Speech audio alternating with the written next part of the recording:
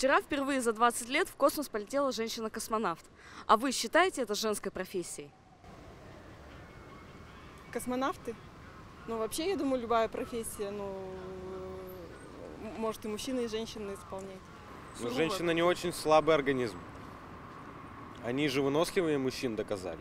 Женщины у нас имеют равноправие, и почему не летать в космос, если они могут управлять государством?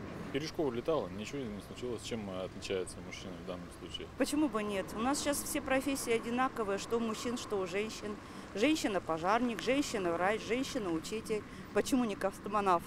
Если это действительно она чувствует то, что это профессия ее, безусловно, в принципе, это уже не главное, то, что женщина это или мужчина.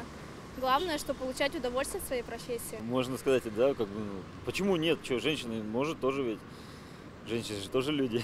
Валентина Терешкова же тоже женщина, первая космонавт.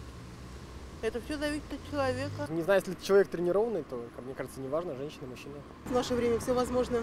Все профессии, в принципе, одинаковые, поэтому почему бы не слетать? До этого же летали. Ну, я только это одобряю. Да, я не знаю, даже не могу сказать. То есть, не, я же не против, что это, но просто это не мужская, это не женская профессия, это, мне кажется, мужская. Скорее нет, чем да. Почему?